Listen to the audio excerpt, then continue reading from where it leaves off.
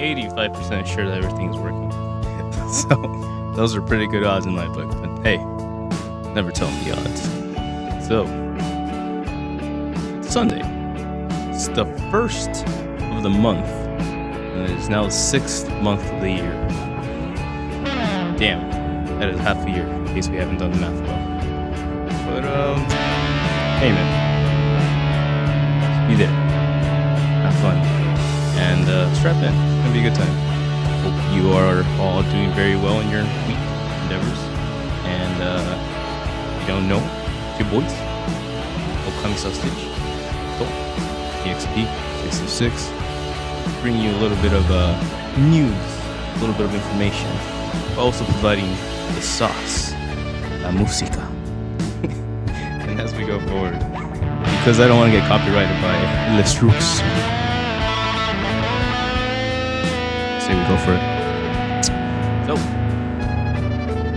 ikimashou.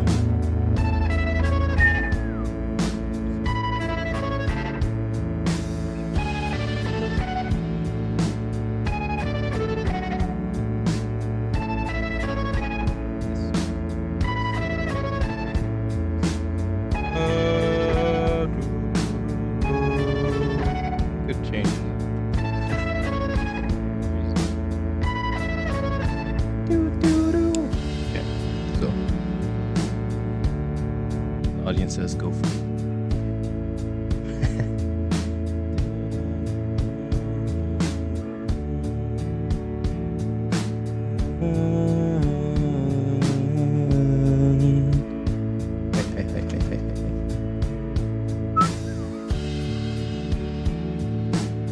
Yosh. My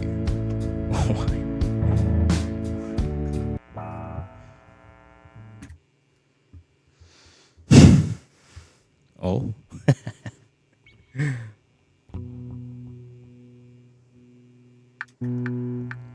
Are we growing up or just growing down? It's just a matter of time until we're all found out. Take your tears, put them on ice, 'cause I swear I put a city down to show you the light, where the therapist living through your speakers, delivering just what you need. The weapon and poise, we're the best boys. We're the chemists who found the formula to make your heart swell and burst. No matter what they say, don't believe a word, 'cause I'll keep singing this lie if you keep believing it. I'll keep singing this lie.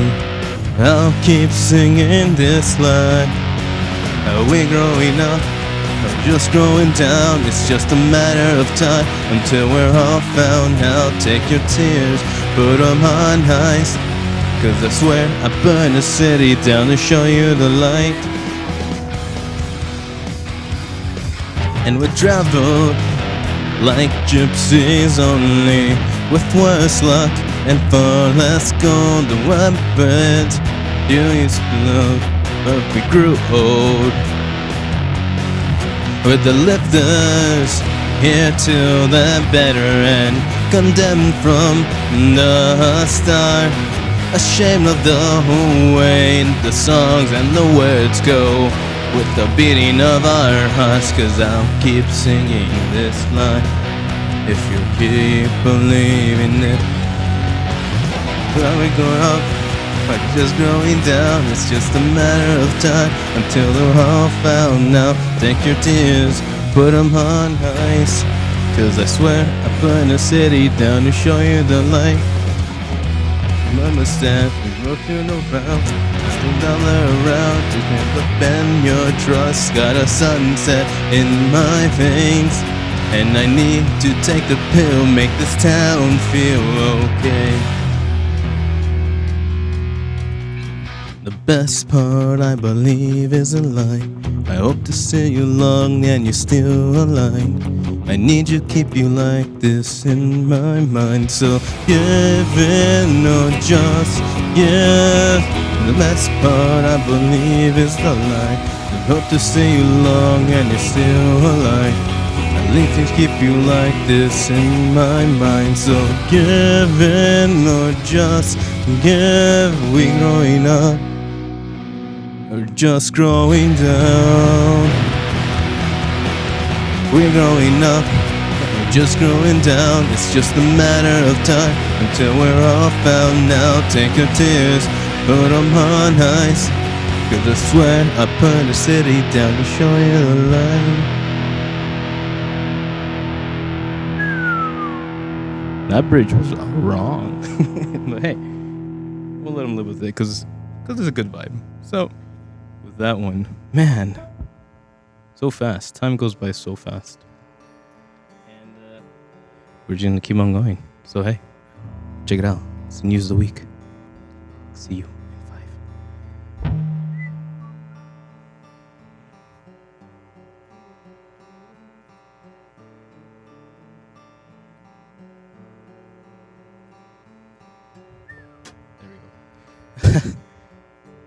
It's a great time because it always changes to like the last song we did, so it's kind of like a refresher of last week. Because apparently someone was unboxing Switch 2. But hey, Nintendo is just getting started. This is about Ethan Gotch over in Kotaku. Switch 2 hardware appears to finally be in the wild, but it doesn't sound like anyone will be able to play the console early. Day 1 patch is needed for it to fully work, according to someone who uploaded a brief unboxing video of the new console to YouTube. Wow. Video published by user Atu Dubai. You're telling me he was in... Oh my god. Oh my god. You can't even write this shit up anymore. Simply titled Nintendo Switch 2 unboxing, and less than 8 seconds long. It shows an apparent Switch 2 box sitting on a table next to the existing Switch. The person opens it to reveal exactly what you expect. The Switch 2 screen and the corresponding Joy-Con wrapped in plastic. Why don't they keep the camera rolling and turn it on? Nintendo locked the Switch 2. Atu Dubai claims that in the comic section. Needs update to function, so I'm waiting for June 5th to unlock it. Even so, fans are already pushing the pre-launch required to do the full unboxing of the new hardware. More video might follow. The Nintendo will surely be looking for any reasons it can find to keep a lid on new hardware. Until it's officially out later this week. A big software update of Switch 2 was previously updated by Game Business's Chris String. This says potential reasons why media and content creators won't be getting much early access to the hardware to test it for pre-release reviews. Unlike the previous hardware launches, Nintendo reportedly won't be making Switch 2 available to many in the press until a day before launch at the earliest. Quote, another person shared with me that they have Nintendo Switch 2 as well. Gaming news and dealer inside Warrior 64 posted on X. No permission to post pics, but I can share that when they try to boot a Switch 1 game, a message prompts, please connect to the internet and update your system. Quote, needs update to boot game. Damn. Possible the Switch 2 console is currently sitting in storage rooms, or the middle of the aisle on Target, could require an internet connection and download before they can start playing in games. That would be bad news for the fans, already frustrated that Nintendo's leaning into game keycards and other initiatives. This console generation that places less emphasis on physical media, products that work directly out of the box without the need to connect to the Mario Maker servers. Sheesh. But it's also possible the nature from the required update might only lock the console from being used prior to set date and time, but let it work normally after that period, even without the day 1 patch. We won't know for sure until the big day is finally here. Wow. So it's the first step for Nintendo as they approach this new digital age. But I think the most to me, the most kind of telling part of all this is that this is literally a dude in Dubai. And as much as I bitch and complain about everything, of course it would be fucking Dubai that has the shares, that has the fucking free Nintendos going around. So it's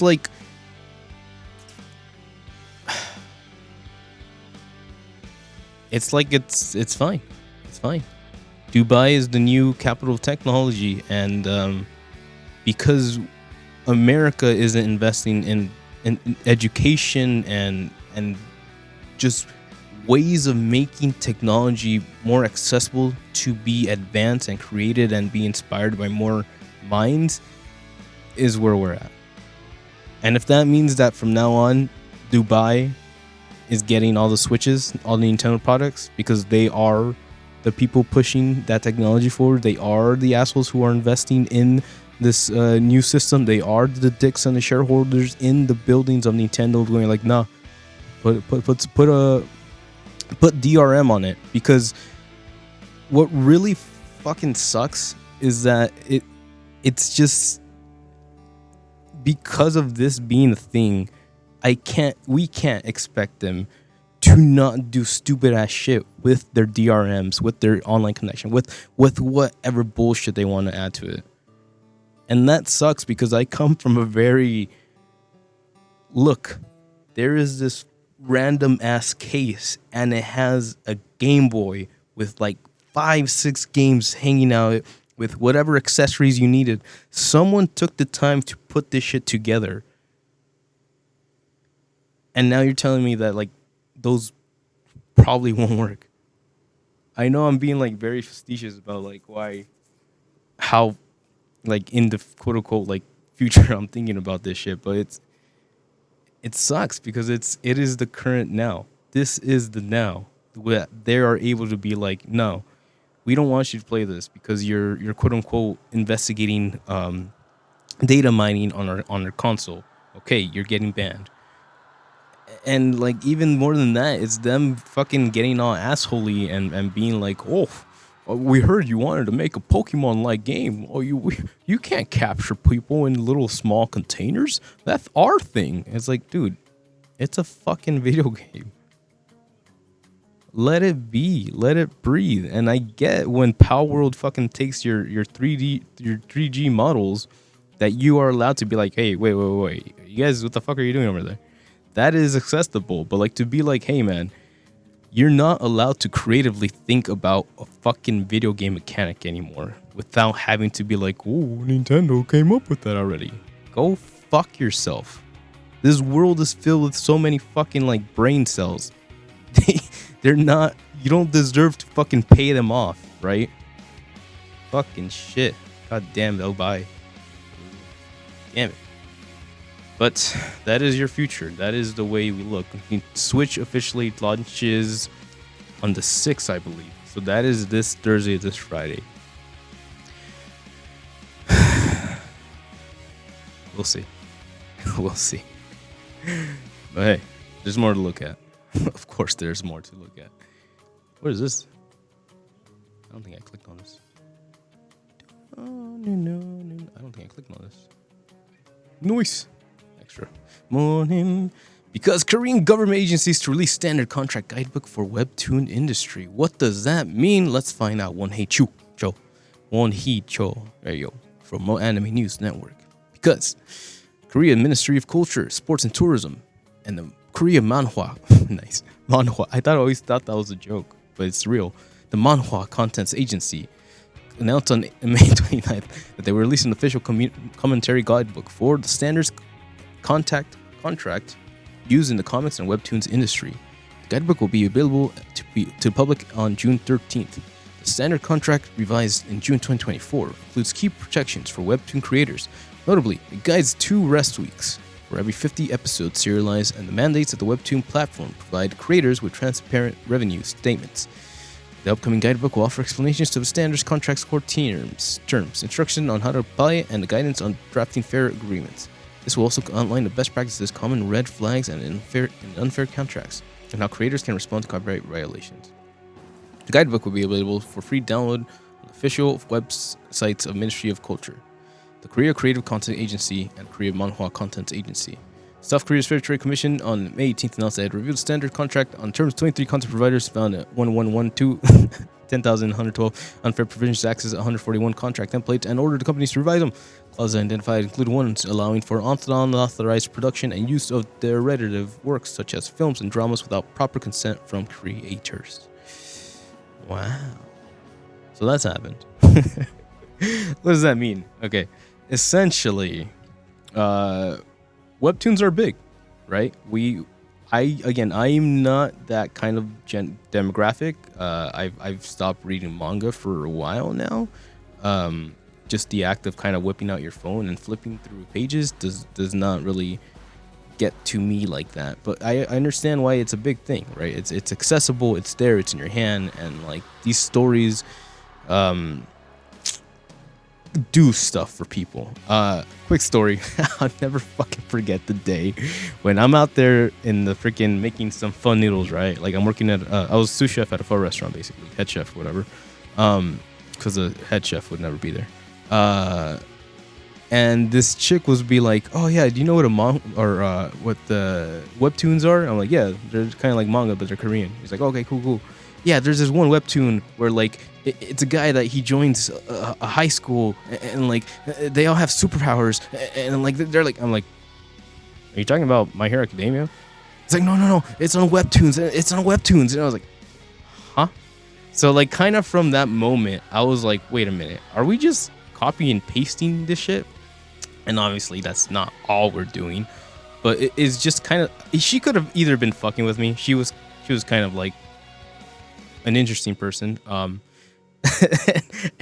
I to this day I still think she was just fucking with me because she was that type of person. But like it really left this impact of like, wow, manhwa is kind of like they're just taking the good shit and they're like adding the sauce to it, and that could go a lot of ways. So especially now that there's obviously reasons to kind of get those creations like taken care of, kind of controlled, and hopefully all for the better. We don't like a lot of governments like stepping up and doing stuff. That is a very Americanized perspective, and it's a sad perspective. The idea that you can't even be content with your government doing work because there is literally no trust and faith in the system. That's why people are pissed whenever anything happens. So if we're looking at these things and hopefully they're doing like things to help be good to the people and not just be like things just to create more revenues, then we'll see. Because manhwa is pretty big right now. Webtoons is pretty huge right now, and it's like watching the 2010s and how anime and Crunchyroll and Naruto just started taking over. Attack on Titan just started like being like absorbed into the blood veins of our mainstream pop culture, and manhwa is the next drug. So hey, not too bad. Gotta regulate that shit, dog. Because what happens when you don't regulate shit? All right, let's find out. Operators of illegal webtoon site on OKToon sentenced to 3 years in prison. 3 years in prison. Wow, actually, that's not terrible for webtoon. This is by Won Hee Cho. Hey, back at it like a bad habit. Anime news. Operators of OKToon, a major illegal webtoon piracy site, has been sentenced to prison by a South Korean court. On May 26th, the Daejeon District Court sentenced the defendant, A, to 3 years in prison and ordered a forfeiture of about US $510,000 for violating copyright law. A was found guilty of operating several piracy platforms, including OKToon, which illegally distributed hundreds of thousands of webtoon files, as well as illegal video streaming sites. Noon TV and TV Wiki sites offered unauthorized services to vast amounts of copyrighted content and domestic international streaming services. The webtoon publishers team seized the domains of redirecting their access routes to the domain seizure notice (WOLF) page, effectively preventing the transmission or distribution of unauthorized copied works. To evade law enforcement, ran the servers. That's killing me every time. Ran the servers from countries including Dominican Republic and Paraguay, and frequently changed domain names. Despite these efforts, A was arrested in November 2024 through a joint investigation involving the Ministry of Culture, Sports and Tourism's Copyright Crime Investigation Unit, the prosecution, and Interpol. That's a Lupin the Third reference. We did report on that, number 24. That was pretty intense. Judge Young Sik-go stated, quote, the defendant committed large-scale systematic infringement of property rights for financial gain over an extended period. These copyright crimes not only damaged revenue streams creators, but also weakened creative motivation and harmed cultural development. End quote. In March 2025, 7 major webtoons companies, Kahok Entertainment, Nahaver Webtoon, Riddy, Lazen Entertainment, Kadari Studio, Top Toon, and Tumix, called for strict legal action against the operator of OKToon. The Webtoon Anti-Piracy Coalition, which represents these companies, submitted a petition to the Daejeon District Court on March 12th, urging the maximum legal penalty against OKToon's operator, A. Whew, that is a mouthful. And what are they doing here? Like, oh, all the equipment they use to copy and paste shit. Sheesh. But it's these two and then these two, right? Or maybe not because he's wearing socks. It's 3 on 1? Damn, that's fucked up. Image of Korean police arresting the operator of OKToon. So that happened. Yes, we did mention this last time. So it's good to kind of like check in on it and see what this maximum sentence is. So apparently that's 3 years and 50 grand, 500 grand. That's almost enough to buy a house in California. Halfway through, you motherfucker. But goddamn, that is actually, if you put that into perspective, that is actually pretty fucked up. But yeah, man, so that's where we're at. That is the maximum penalty. 3 years, money. And that's pretty bad, man. That's like intense. So Korea is serious about it. And obviously we're getting more government getting involved into this. Why? Because there is money involved, obviously. But again, if we can somehow get our big ass heads out of our ass and not focus on the money, but focus on the cultural development, then maybe we can start having children again. But until then, Persona 4's got your back, baby. Because Persona 4 Remake seemingly confirmed by voice actor after he claims to have been recast. We talked about this. This is by Zach Swain over at Kotaku. Persona 4 voice actor Yuri Lorenthal, that's Spider-Man in PS5, who has voiced the character of Yosuke in every Persona 4 game and project, announced on social media that he won't be returning in the upcoming Persona 4 remake, despite asking if he could come back. Funny thing though, Atlus and Sega haven't actually announced a remake of Persona 4 yet. Okay. So, while a remake of the 2008 PS2 RPG Persona 4 has yet to be officially confirmed, it's called Persona 4 Golden. And there have been a lot of rumors of speculation floating, I guess he's specifically referring to this one, that's floating around the web about such a project. But it's all been leakers and insiders sharing tidbits and possible information. Nothing concrete. However, the famous voice actor from the original game talking openly about the project and implying that it might have recast some characters, seems the cat is out of the bag, even if Sega and Atlus didn't plan on that happening. On May 28th, Lorenthal posted on BlueSky in response to fans asking him about the remake and his return, saying that he wasn't coming back despite possibly begging Atlus to return.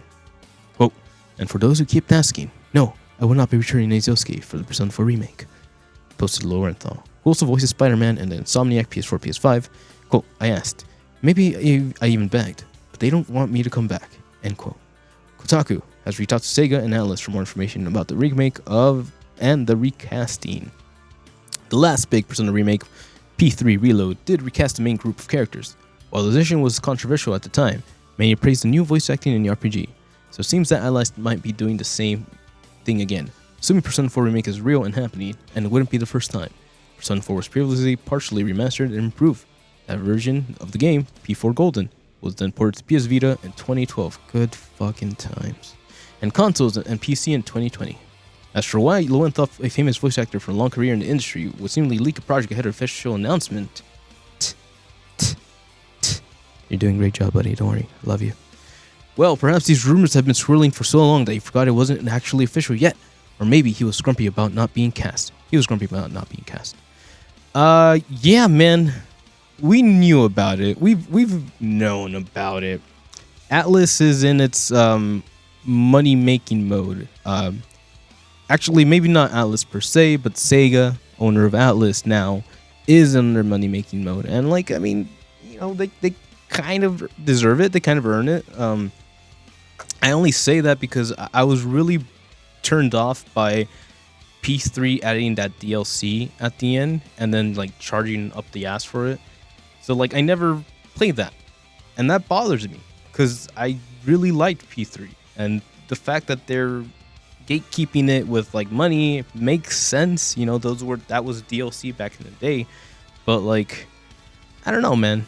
I feel like it's also like doing not a great job to like the people who are like there for you, right? You're just trying to milk things when people were already cool with like supporting it, but at the same time, it's a side story, so it kind of makes sense why they would do it all separately away from the main story. But you know, it gets into this big old argument or big old weird position. All I'm really asking for is don't charge like $25 for it. I think that's a little too much. But again, how much effort, how much work, how much like voice acting goes into that DLC bundle is also up for debate. So this is exactly why it's hard to put a price on art, man. It really is. But if you want to charge that. Just know that I didn't buy it. That's why we didn't stream that part. So while I would really like to play the story and go with it, I'm like, So, sorry, that's where we're at with that. So what does that tell us? That means that yes, Persona 4 is a real thing. Persona 4 Reloaded or some shit like that. And honestly, was that Cyberpunk? Whoa. No. And so with that, stylish. So with that, it's interesting to see that this guy, Spider-Man, is out there kind of like ruining the party, I guess. Like we get that like he probably really wanted to do this. He probably has a certain affinity to the character. But I also think that specifically for that reason, maybe we don't, maybe we get new people. We talked about this last week. New people, new voices, new kind of like a group to kind of like to gel together. Because I think one of the main aspects of Persona is not fitting in with the group that you meet in Inaba or whatever place you're at, because they're specifically such different characters. But the more you get to know them, the more they kind of like open up, and that kind of sense of closeness, I think, can only be shown very well if you're bringing in a new group of people to kind of start like working with each other and then building up to being that like ultimate team and all that. So I can understand, and that's just one reason, but I can understand multiple angles as to why you wouldn't bring an OG back like that. However, we're professionals. Yes? We're fucking Spider-Man. Yes? So I low-key expect some real repercussions to come from this. Because, again, this sets a precedent. The things that we do echo throughout time. So, if this Spider-Man wanna be Mr. Great Power, Mr. Responsibility wants to go around spoiling things, hey man, I'm not saying that he should or he shouldn't. I'm just saying that like it doesn't look good for a lot of people. And this is coming from like me having to not listen to, because I just hear it in the going and passing by, and I don't like to like get too into drama that's not necessary. But at a certain point, Zenless Zone Zero and its English voice actors are going off the handle. Like they've been doing some really sketchy ass shit. And if that group of people are now influencing Mr. Spider-Man over here to kind of be more bratty, let's just say what it is, then again, it sets an interesting precedent. Like, really, is this our gaming industry in 2025. It feels a little too personal, and I understand why.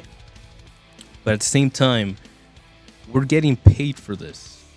At least they are. I'm not fucking getting paid for shit. But shouldn't we have a bit more respect? Why not let the new kid try out the new Yosuke? And if it sucks, hey man, I'm sorry. It sucked. Atlas made a boo-boo or whatever. You know, so it makes sense from an artistic standpoint at why they would want to do something fresh. And I think that is the right choice. Especially for someone like me who never played. Oh, actually, we played a little bit of Persona 3 FES on stream, but I didn't have those voices like stick with me. So jumping into P3R just felt like I was just there with new people. So it doesn't make it for this one though. It's gonna be weird. I'm gonna not hear Yosuke in that, and I'm gonna reflect and let you guys know how I feel about that as we play through that. So, hey, look forward to some good Persona action. Wow, we look forward to Mick Chopper. Live action One Piece Season 2 introduces Chopper. 2026 debut video. Michaela Hoover voices Chopper. Provides facial capture. Netflix unveiled a new video on second live action season based on Ericho's Oda's One Piece manga during its Totem event on Saturday to reveal the look and voice of Tony Chopper. Voice in the video also reveals the new season's 2026 debut. Michaela Hoover voices Chopper in the English version, also provides the facial capture for the character. The stage event on Saturday also stated that 100 million fans have watched the show around the world. The second season began production last July and it's wrapped up production. Series creator Oda stated that the second season will cover the story up to the Drum Island arc. This will include Luge Town, Reverse Mountain, and Twin Cape, Whiskey Peak, Little Garden, and Drum Island. The second season adds Joey Trice as writer, executive producer, and co-showrunner. He joins this first season's writer, executive producer, and co-showrunner Matt Owens. Season 1 showrunner Steve Matter serves as executive producer. Owens announced in March he was leaving the show after production of Season 2 and needed to work on his mental health. What? That's intense.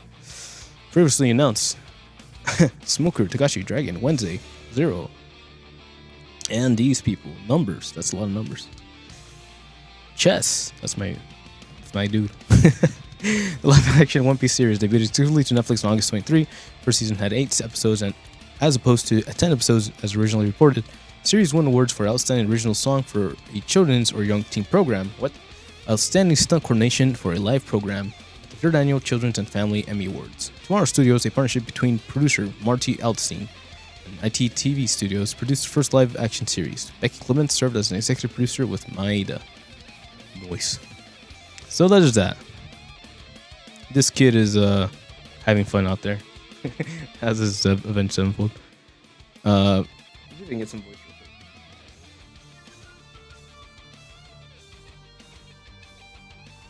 Super.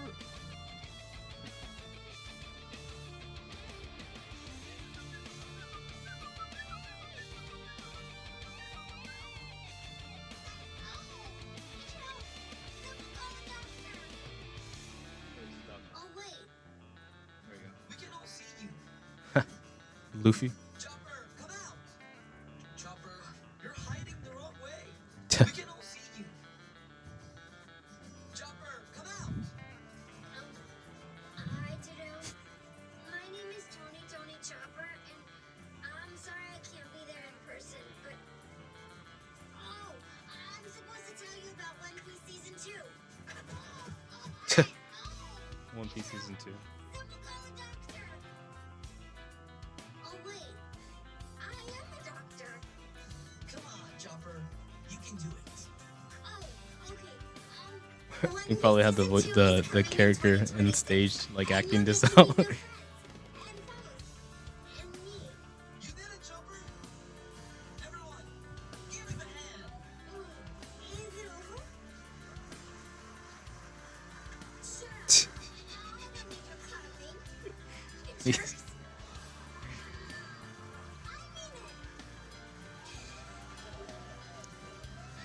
He's a VTuber. Oh.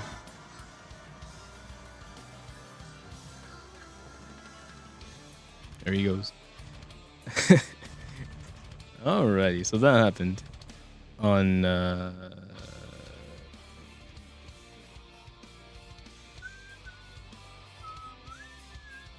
so that happened on stage. I assume that they had the actor for Luffy kind of like act out that scene, and hopefully all those cheers were actual people in the crowd. So that would be actually kind of cool. What just happened? We just had a VTuber, non-VTuber, go on stage. Wow. That's right. That's right. We're there. Okay. So now this cute little fellow is gonna be part of the group, and that's cool, man. We'll see how that ends up. Man, just crazy to think that these things happen so quickly. But yeah, people like One Piece. I know a few people who dig the Chopper character. I think that's for that reason. But yeah, man, it's gonna be cool to see that live action. That the whole Netflix shtick is always gonna be the shtick. But for what we're getting with the One Piece, it is a interesting step forward in this kind of like hybridism of anime and live action. So kind of getting into that groove, understanding, and hopefully more people learn more techniques that have to make that awesome, so I can finally get fucking Akira. Tom Cruise, you got this, son. So it's gonna be interesting to see, and hopefully we'll have more CGI action to look forward to. I'm thinking about Frankie and Brooks. So they're just gonna have to figure those out, and that's gonna be interesting how they bring those into live action. And if that does happen and it's done well, then maybe Disney can fucking put on their big cojones and finally animate Gontu to be in fucking Lilo and Stitch. So hey, just putting that one out there, just saying. But what happens when there's no funding? No belief. Black Panther game canceled as EA shuts down studio by ex-Monolith devs. Cliffhanger Games is no more as EA doubles down on Battlefield and The Sims. Oh my god. Black Panther action game that was development at Electronic Arts has been killed, and the studio behind is no more. The Madden publisher announced it's shutting down Cliffhanger Games, previously formed by ex-Monolith Productions leadership, according to a new report by IGN. EA Entertainment President Laura Millet wrote to staff that the cuts were being instituted to, quote, sharpen our focus and our creative energy behind the most significant growth opportunities. Based on an email viewed by IGN, a Black Panther game was previously revealed to be in production at Cliffhanger back in 2023, but with no specific details about what kind of gameplay it would include or when it might launch. Newly shared concept art suggests the game would focus on T'Challa's son and other playable characters dealing with a Skrull invasion. The studio was formed by Kevin Stafens, former head of Monolith Productions, which made Middle-earth Shadow of War, and a veteran of the studio after work on a new IP codenamed Legacy, was killed by leadership at Warner Bros. Games in 2021. Monolith subsequently went on to work on Wonder Woman game before being shut down as well earlier this year. Whoa, they actually shut down that game? Well, I didn't even fucking pay attention. Quote, we're dedicated to delivering fans a definitive and authentic Black Panther experience, giving them more agency and control over the narrative than they have ever experienced in a story-driven video game, Stefan said last year. Wakanda is a super rich hero sandbox, and our mission is to develop an epic world for players who love Black Panther and want to explore the world of Wakanda as much as we do. Unquote. These new layoffs at EA come after significant cuts at Respawn Entertainment and in other areas of the publisher, while it focuses on the core cash cows like The Sims and EA Sports FC, and shifts away from new projects and spin-offs, including a Titanfall project that was reportedly in very early development. The publisher recently promised a 2.0 level refresh of Apex Legends to investors, and confirmed that the Battlefield 6 will be arriving before the end of March 2026. EA has also had an Iron Man game in development at EA Motive. Miele reportedly assured the staff in their email that the company remained behind that project, as well as the third game in the Star Wars Jedi trilogy. The publisher had a deal with Disney to deliver 3 games based on the company's Marvel's characters. EA told IGN that remains the plan, leaving it on the hook for 2 more projects after Iron Man, which also still doesn't have a release date coming. comes out. Sheesh. Add possible concept art information about 3 game Disney deal. Cool. So there's that. Maybe we'll talk about this. So there's that. It's unfortunate, I guess.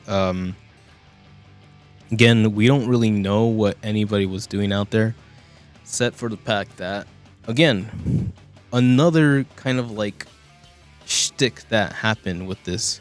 So at the end of the day, you're telling me that this guy who worked on Monolith, who worked on Shadow of War, that's the Lord of the Rings game, Shadow of Mordor, is one of the dudes that came up with the that little system, the Nemesis system.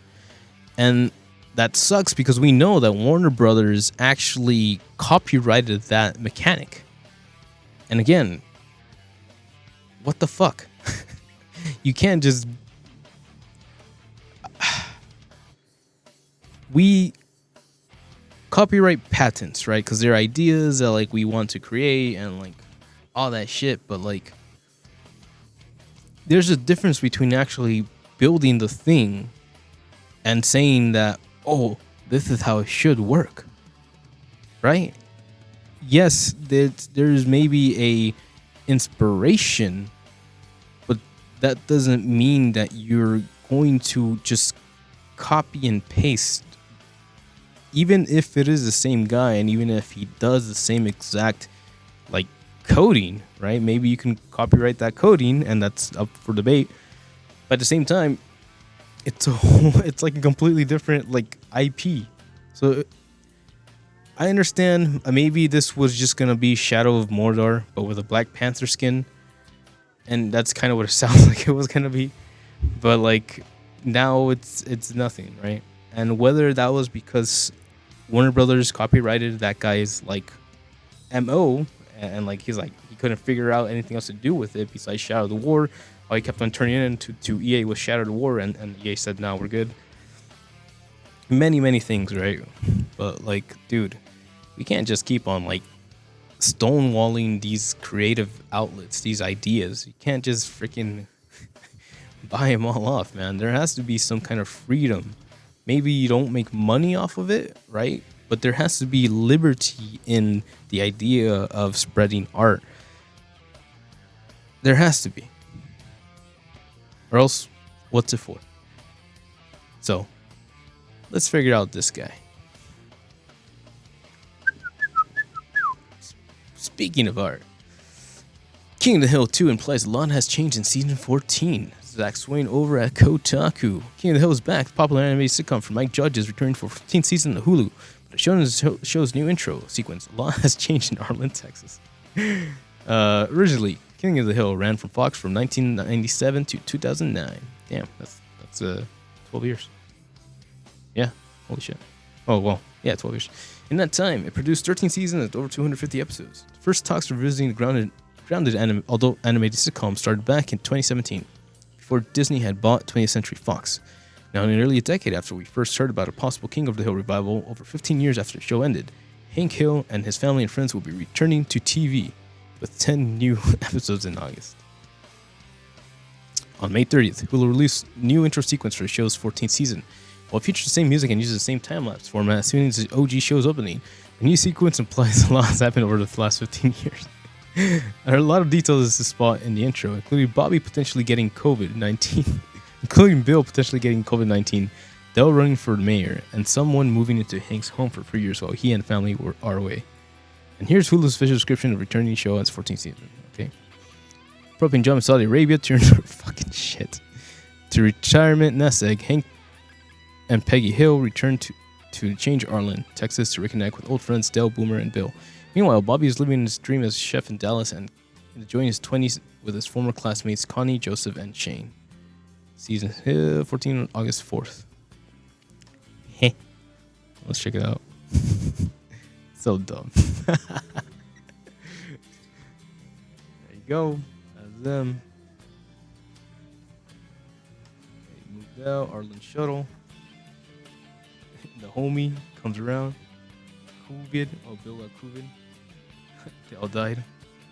Well, Gribble for mayor. He's back. And he's a chef in a restaurant now, so that's fucking hilarious.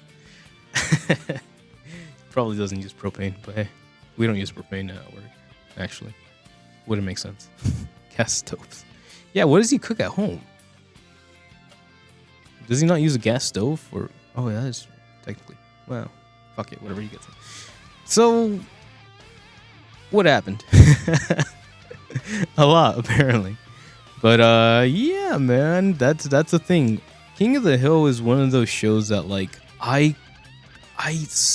could not vibe with it, and like I guess it's because it just really went hard on the potato-ness, which obviously you gain a few experienced years and you're like, oh shit, they weren't wrong. But yeah, something about that one just kind of, I guess that, and then Beavis and Butthead is something that like I haven't necessarily been ambitious to like jump into either. So maybe it has something to do with that. Maybe like, I don't know, a couple things. I just remember Hank just being like very like, oh, you can't. What do you mean you can't? Yeah, and I'm just like, yo, your son is going through something, dog. So I guess that was the joke. And then my brain goes like, y'all stupid.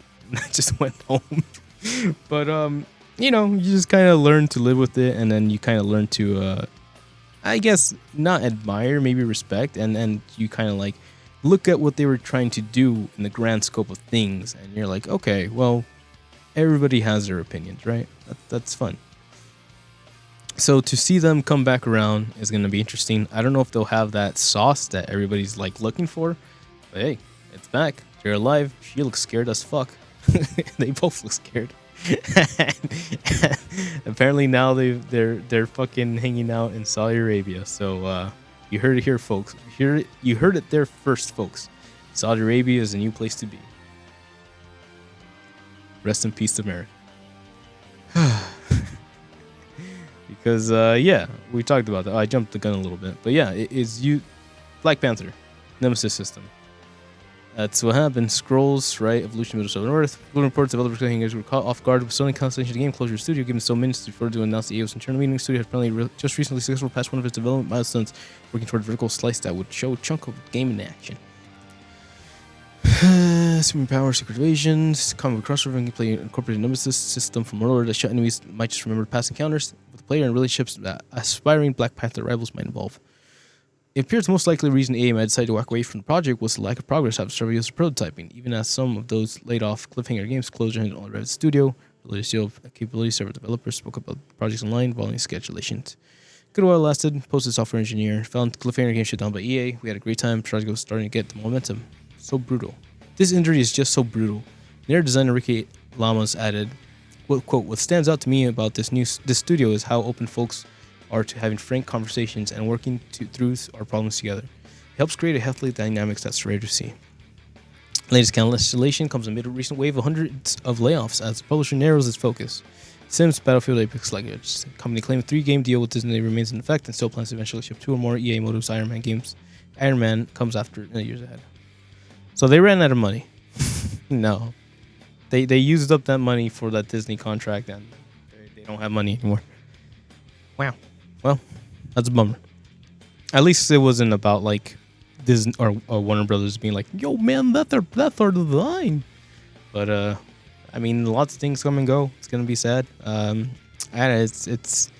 I think hearing this is kind of the part that gets sad.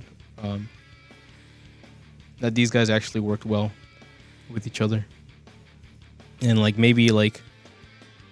It just sucks, man, because like these people who are creative, who have ideas, who have ambitions, they go in there, they put in their work, they spend years like developing, trying to like grow, trying to improve, and then obviously it's a corporate, it's an industry, and they're like, yo, man, what the fuck was all this for?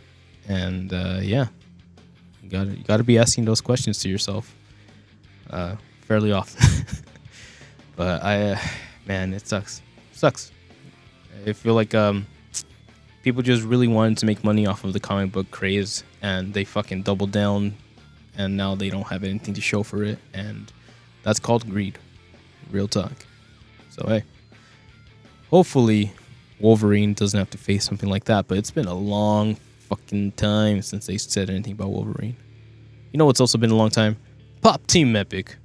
Because manga to stop updating daily. Damn, this guy's crazy. So written by Egan Lu.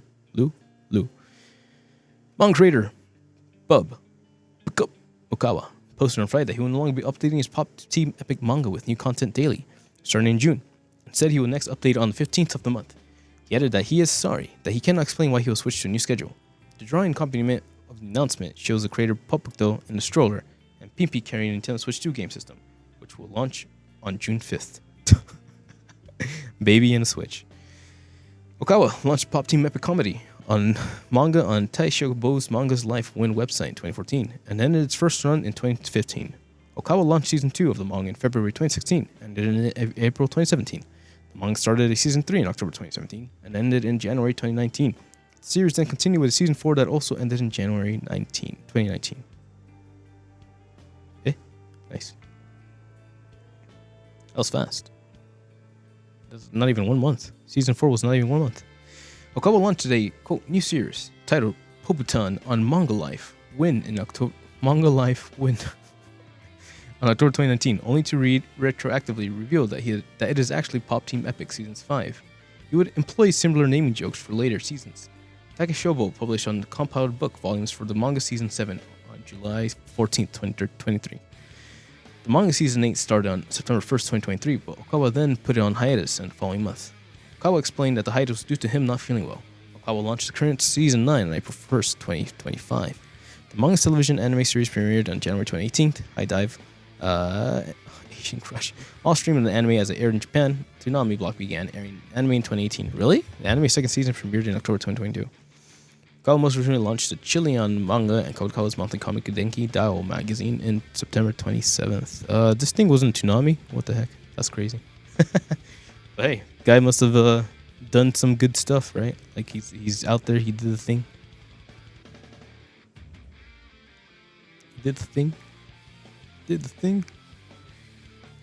Kigatsu, Popote.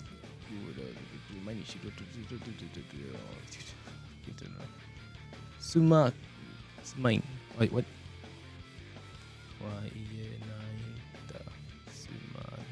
Oh, Suman. Switch 2 and the baby.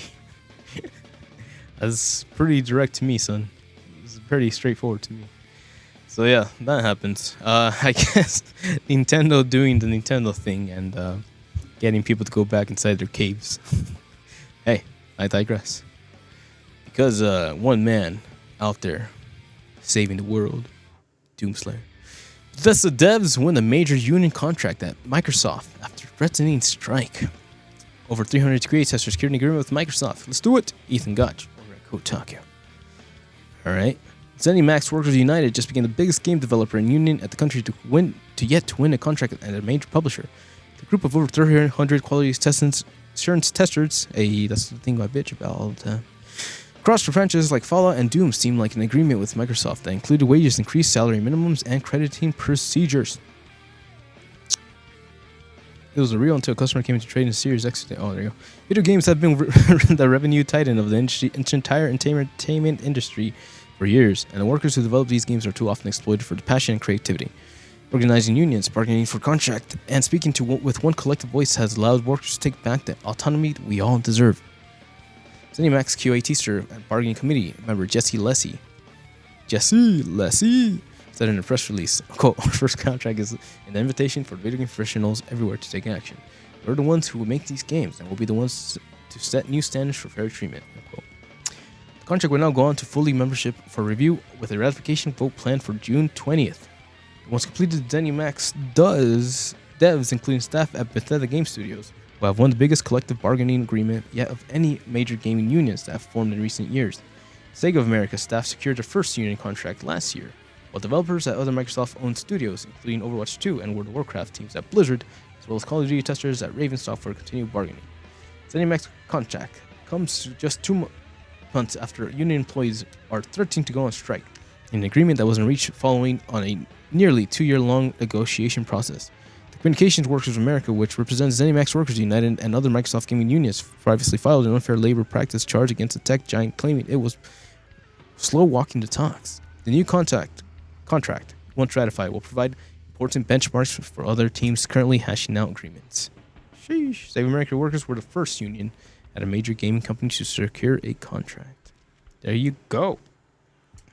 A little bit of a good news right there. That means people testing the games are gonna make sure the games are okay, right? And is that like what a Call of Duty? Or, I'm sorry. Well, that's Doom. Like everybody that quality assured Doom. That's an interesting take, but hey, that's not bad, right? I think that's a good idea, and it makes sense. For example, it makes sense that Sega would be charging more for their stuff or like their DLC, or finding new ways to kind of like implement that charge if they have to pay their people stuff. So I mean, I guess that kind of goes in full circle, and I'm not saying it's a bad thing, but it has to be fair to everybody. I think the consumers have to feel like they're getting something worth paying for.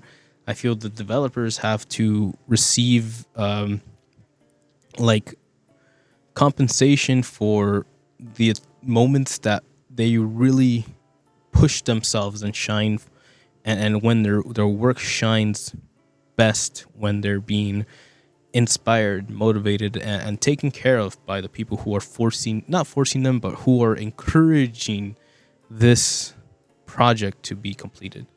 So it all goes full circle. Please, and thank you. All right, let me take a sip of water.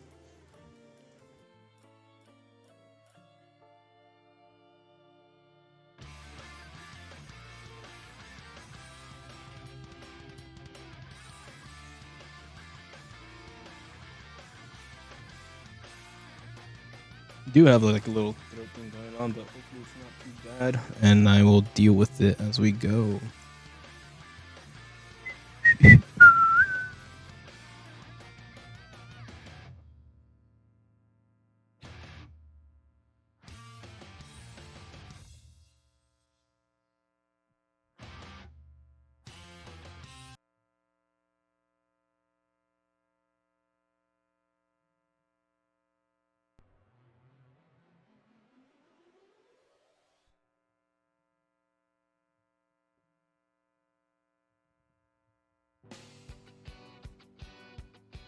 Yeah. Okay. Let's get back into it. All right. Almost there. Don't worry, mates. We're getting there. Which is a clap one. We're getting there. Don't worry about it. Let's talk about some nice news, yeah? Please.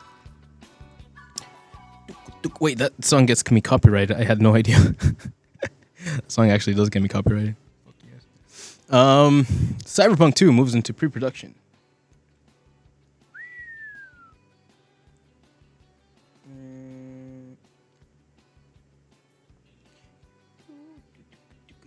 All right, cool.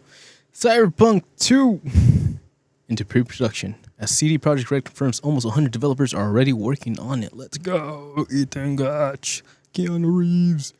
We finally might be closer to Cyberpunk 2 coming out than an original game when it was first announced back in 2012.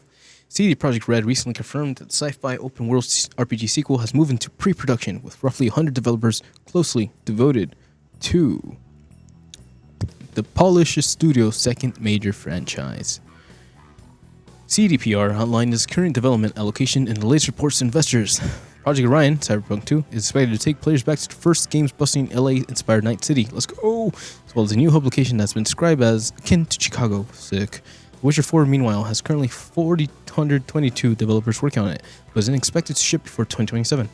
The company also noted that Cyberpunk 2027's Phantom Liberty expansion has currently sold 10 million copies, from The Witcher, and The Witcher 3 has sold 60 million copies.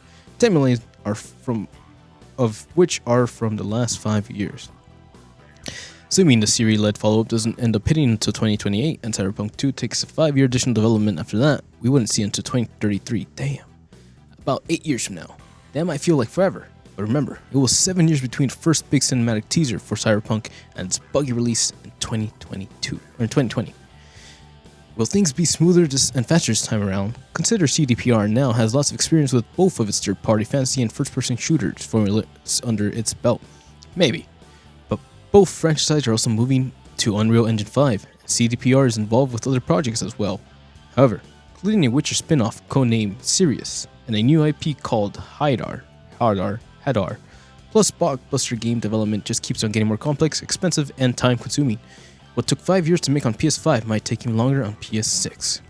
No wonder then that in the meantime, CDPR is trying to get the existing Cyberpunk 77 in front of more people. Switch 2 port. Unfortunately, despite a next-gen version of Witcher 3 that came out a few years ago, the Switch 2 edition of that game isn't currently in the works. Fascinating. Do you know what's driving all day? Right now? Ooh, it brings out your fun. Oh, they added them. So tough. Almost 100 developers working on it. Nice. Oh, we're getting there. Make a difference before I get undone. Okay. That's pretty cool. That's good news for me. I freaking love cyberpunk. The genre. It's kind of everything I feel that I've grown up to or lived up to or whatever. And the 77 storyline is interesting. Very, very fascinating. And Edgerunners just kind of like blew that out of the park. David, yes, is a little shit, but hey, we love the little shit. And yeah, man, just a lot of things out there. So to hear that they're still putting in the work, they're still looking forward to this is good news, I think, in our opinion, because it's just like they know the stuff. They got the stuff. And again, we talked about how Hideo Kojima made Death Stranding, and it's kind of like big, but Death Stranding 2 could be the thing, just like Assassin's Creed 2 was to Assassin's Creed 1. I can definitely see Cyberpunk 2 being like this magnum opus that just... I don't want to hype it up too much, but if we keep up this kind of like mentality of like hard work, dedication, and like everything that CD Projekt Red has learned in these couple of years, and I believe and I hope that this part 2 will knock it out of the park. And I'm so ready. I'm so ready. So hey, you're just looking forward to it. Take your time, have fun with it, love it, and we'll hope to see you in the future. Wow. But hey, before the future, time is now. And now we talk about Clair Obscur. Because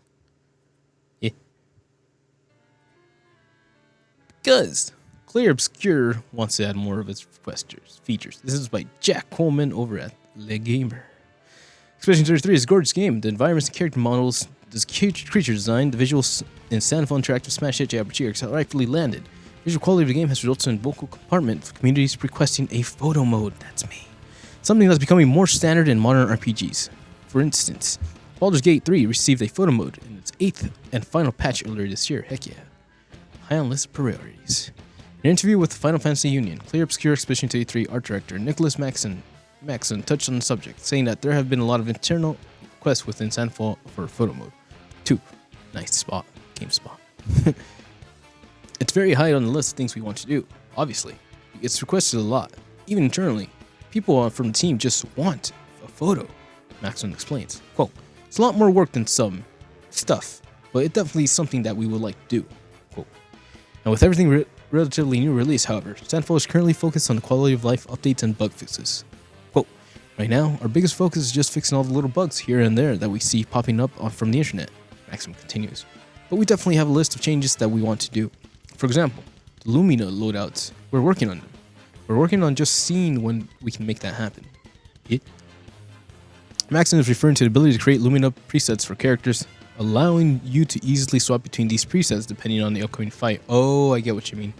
It can be quite tedious to go into the menu and manually swap Luminas, so this will be a welcome change when it happens. That's what we were talking about on our playthrough. Hey, I'm not crazy. I'm only a little crazy. Crazy equals genius. As for the photo mode, I already snapped 15 screenshots a second during the game's cutscenes, so I don't think my storage could handle a dedicated photo mode. They'll never take away my 1 terabyte folder full of pictures of Verso smoldering at the camera. Pretty based. This is Jack, right? Yeah, this is Jack. Hey, he's a nice young man. All right. So that's cool. Photo mode is one of those things that I always vouch for, even if it is like a disturbing game, like what do you call it, Stellar Blade. I can respect the photo mode. I would want the photo mode in there.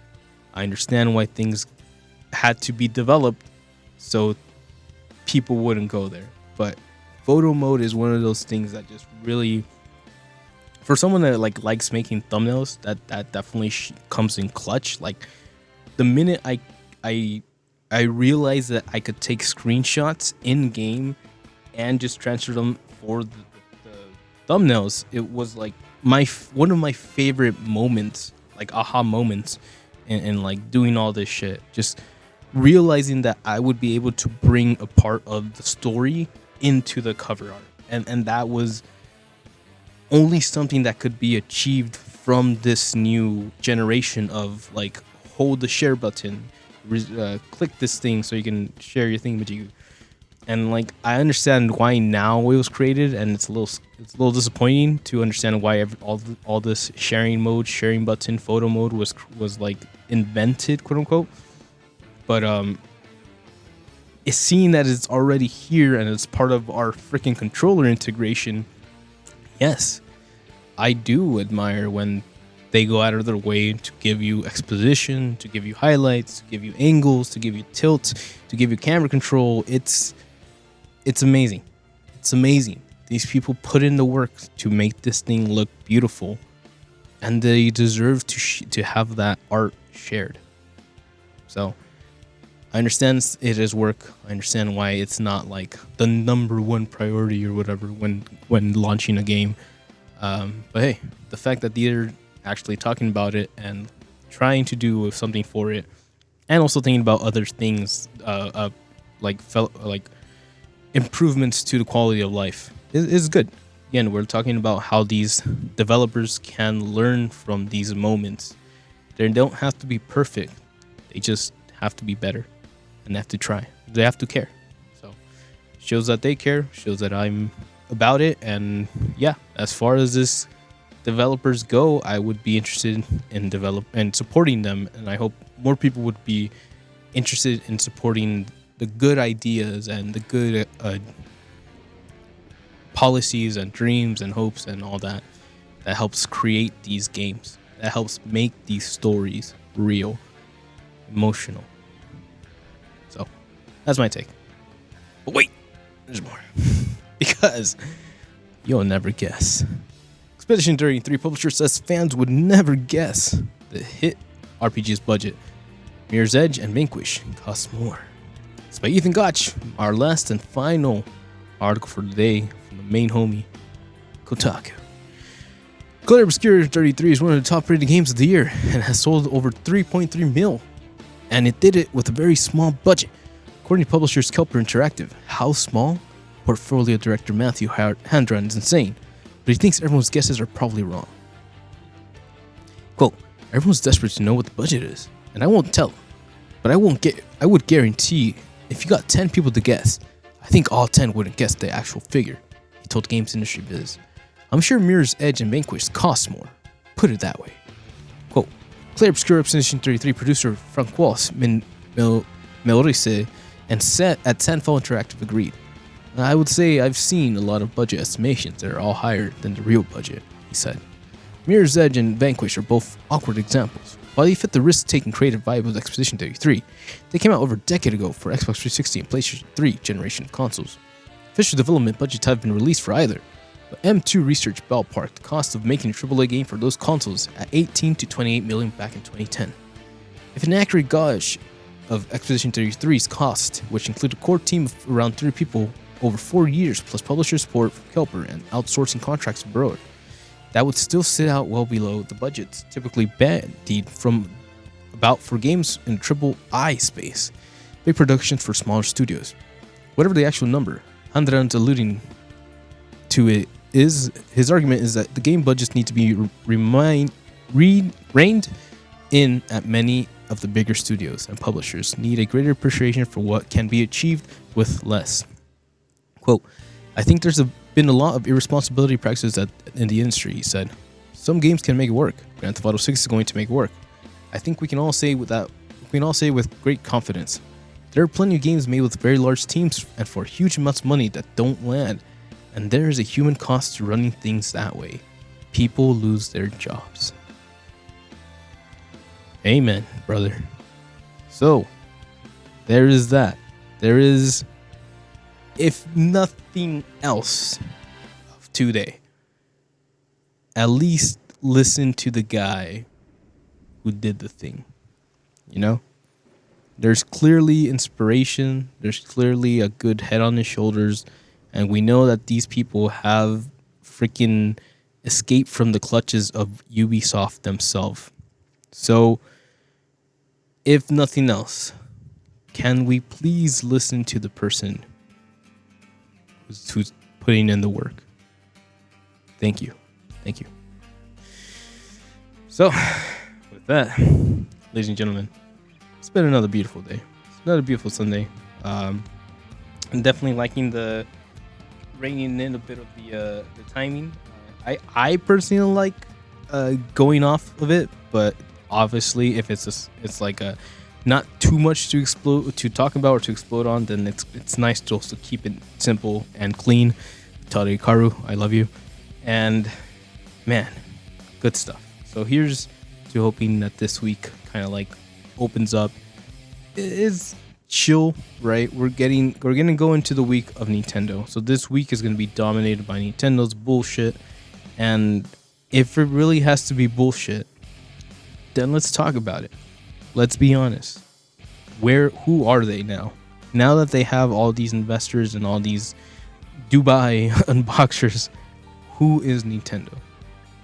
So, stay safe. Cool. Love each other. And hope to see you again next time. But hey, let's give it one more shot, eh? Wake up. But okay with it. Wow. Sugoi. I don't think you trust in my self-righteous suicide. Night cry when angels deserve to.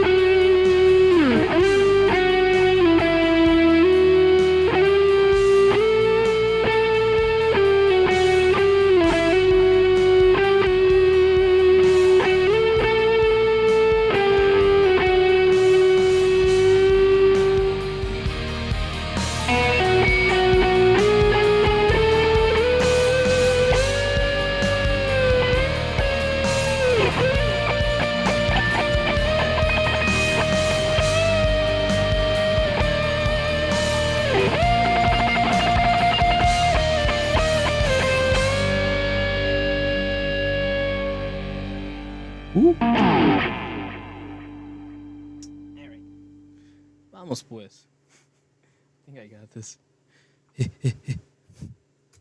Fuck, I dropped my pick. He did.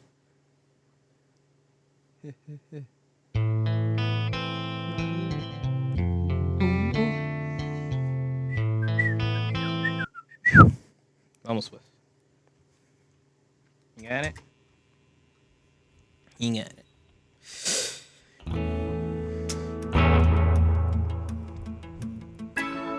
She got a knack for hurting me. It's the words she said. The only thing that keeps me here are her eyes in the morning. I've packed my things 1,000 times. Oh, and I think believed all her lies for the last time. The other day I drew myself a map so I could figure out your head. The canvas stripped with my sweat, blood and tears, and she hated every thread. Then I packed my things 1,000 times. Whoa, and I faint believed all your lies for the last time. Take it or leave it, I'm gonna leave it. Dancing to Beckett to New York, first thing in the morning, kissing you good morning and whispering goodbye.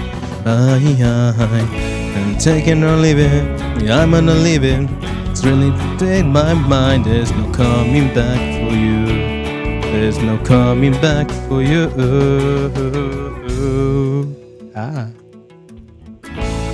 Told her her purse was more important than the knowledge in her head. She grabs the shit just like a baby. Can't believe the words she said. The only thing I ever see her read are those gossip magazines. They fill her head with all that nonsense, yeah, so she can fit in with the scene. And I packed my things 1,000 times. Whoa, and I think believed all her lies for the last time. Take it or leave it, cause I'm gonna leave it. Cause I purchased my ticket to New York first thing in the morning, kissing you good morning and whispering goodbye. Bye. Take it or leave it, cause I'm really leaving. I made up my mind this time, there's no coming back to you. There's no coming back to you. And now we feel incomplete. She smothered herself with her own beauty. She was born and raised daddy's princess, but her jester is no match for heiress. Yeah, her jester is no match for an heiress. So I try to love you, try to hold on to the feeling that makes me fall for you. Feeling that makes me fall. Take it or leave it, and I'm leaving.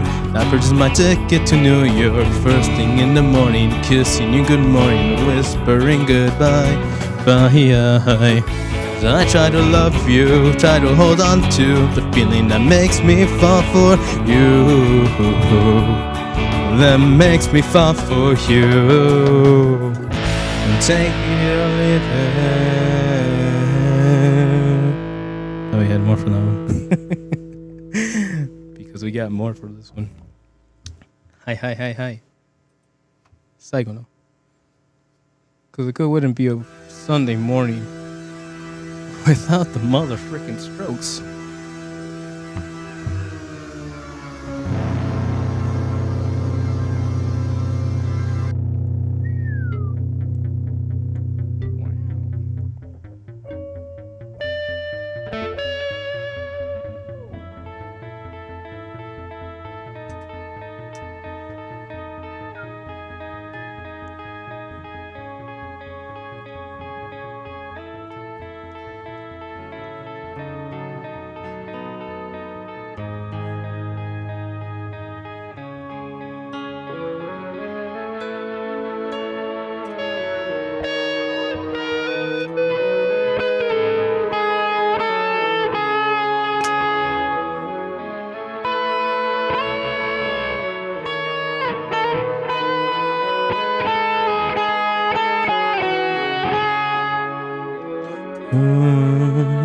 Up on his horse, not gonna do that anymore.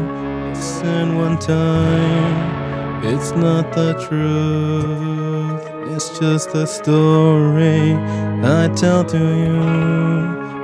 Easy to say, easy to do, but it's not easy, maybe for you.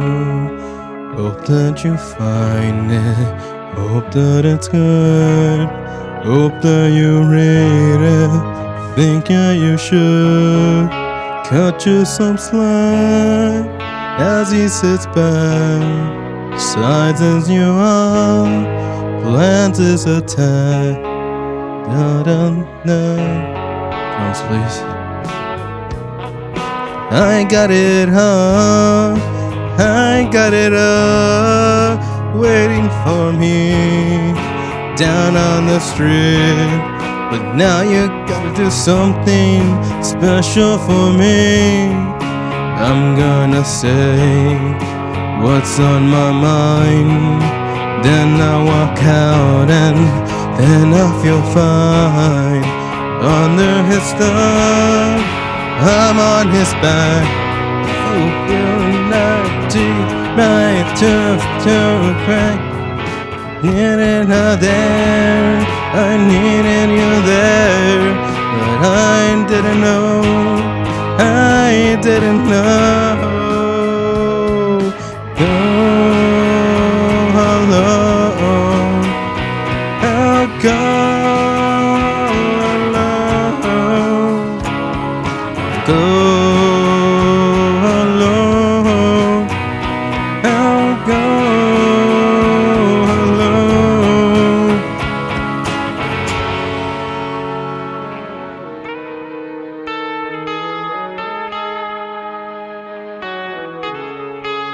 My promise true, he's at the door.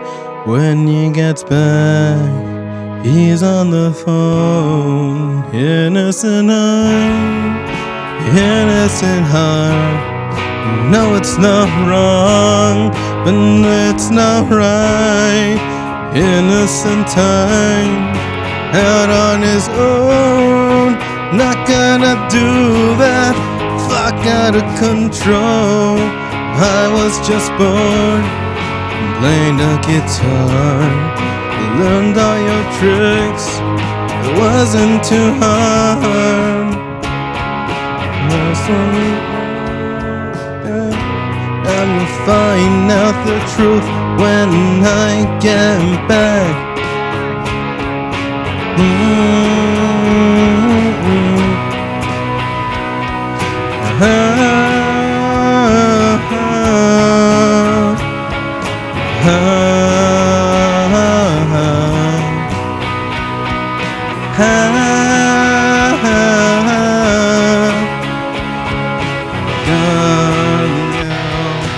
Are the old times forgotten?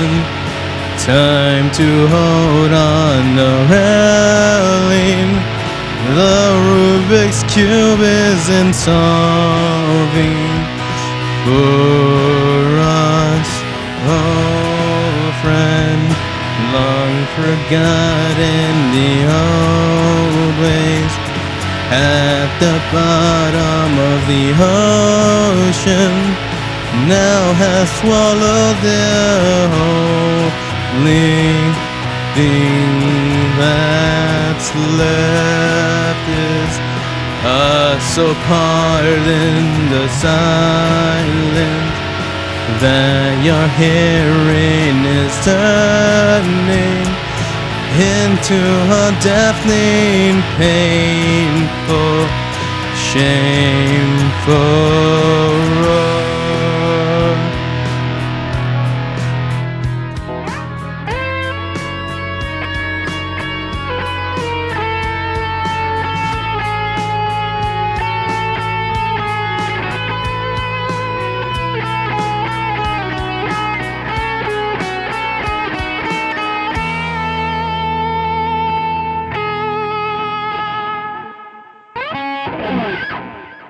Bueno. It is a Sunday.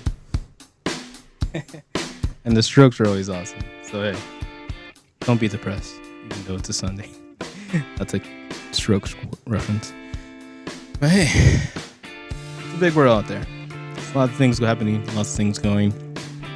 Just because we stopped for Nintendo's new hardware doesn't mean that it's the full picture. And seeing more and more things just kind of develop put me in an interesting position of digesting a lot. And that's fine, right? Again, we want to know what we're up against before they take a shit in our backyard. But it takes time, it takes effort, and it takes a lot of like concentration to take all of that and do something positive with it. So yeah, I hope there is still creativity in the universe. I pray that we continue to express ourselves in a healthy, creative manner, and I would hope that the actions and the choices we make today, maybe while not the best, can still be worked on or worked for or repaid or akin. Or there's still an opportunity. There's always an opportunity to do more, whether that be the right thing, whether that be the safe thing, or whether that be something beyond one's own egotistical needs. So that's where I'm at at a point. So hopefully it's fun. Hopefully it's chill, and I love being able to actually express music. It's one of the ultimate messages, or the way to express that emotion, that spirit. I think that is what it is. One of the most beautiful things in this universe is the ability to express your spirit. And I'm glad that we still have that in this generation. So hey, stay strong, stay focused, be happy, even if times are not the happiest. So there goes out to you. It's your boys, EXP626, Ookami Soft Stitch, out here having fun, doing the cool thing. And I know. But until then, hasta la próxima. Like, subscribe us, and I'll see you in the future. Ja. Matane.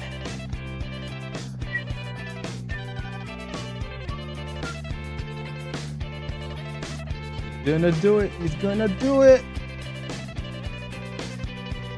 I'm staying hungry, I'm staying hungry, I'm staying hungry, not getting angry. I'm staying hungry, I'm staying hungry, not getting angry, now I'm staying hungry.